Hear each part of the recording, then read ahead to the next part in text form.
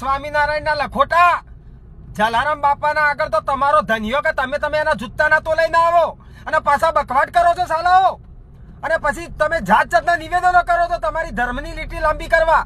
તમારા ભગવાનને નથી તમારો સ્વામિનારાયણ. તમે કેમ અમારા સનાતનની પત્તા ઠોકવા નીકળી પડ્યા છો? ના બોલવું પડે, ના બોલવું પડે. હું તો કહું છું દરેક સનાતનીઓ આવો જાહેરમાં અને બંધનું દરેક જગ્યાએ એલાન કરો અને અમને નીકાળો સાલાઓને. શું એમની જાતને સમજી છે? અને પાછો હમણાં લ્યા ત્રણ વિડીયો તો બહાર આવ્યા તમારા નાગાઈના. હમણાં પેલો મોટો ટકલાનો વિડીયો બહાર આવ્યો કે સૃષ્ટિ વિરુદ્ધનું કૃત્ય કરે છે. 2 વિડીયો તો અત્યારે બહાર ફરતા થયા છે. તમારામાં 20% જ હારા છે, બાકી 80% નાગા છે ભાઈ. તમે નાગાઈને પૈસા ભેગા પાછળ ફરો છો અને જે તે તમે બખવાટ કરો છો. તમારો ધનિયો અને તમે બધા રૂપિયાની પેદાશ છો, રૂપિયા ભેગા કરવા ફરો છો. અને ત્યાં જલારામ બાપાના ત્યાં સાહેબ મફતમાં જમાડાય છે, સદાવત ચાલે છે. એ તમારા બાપની ઓકાત નહીં. તમે પૈસાનું ફંડ ભેગું કરીને ખવડાવો છો, બરાબર? એટલે થોડું માપ મોરો. સનાતનની સામે નત પડો લ્યા. હજુ સુધી સુધરવાનો ટાઈમ તમે સુધરી જાઓ. લખોટાઓ છો, બધા લખોટાઓ છો.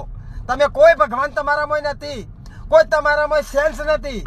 ફક્ત ને ફક્ત ઉલ્લુ બનાવવાના ધંધા અને પૈસા ભેગા કરવાની તમે યુનિવર્સિટી છો.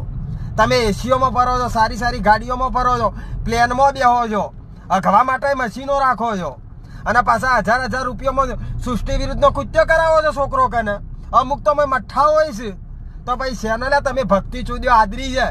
ના બોલવું પડે એટલે એનો મતલબ એ નહીં કે સનાતની ચૂપ છે. હવે અમે સાખી નહીં લીયા. લખી રાખજો ટકલાઓ, દરેક ટકલાઓને કહું છું. ભલે 20% સારા છે એમને કહું છું, તમે અમને સમજાવી દો આ તમારા ટકલાઓને અનુયાયીઓને. નકર પછી જો સનાતન બહાર નીકળશે ને એ દિવસે તમારા ટકલાઓનું આવી બનશે. આ લખવું હોય તો લખી રાખજો. જય માતાજી, સનાતનની જય હો. તમારો ધન્યો આજે ભગવાન નતો ને કાલે નથી. અમારો શિવ શંકર જ ભગવાન છે અને રહેશે.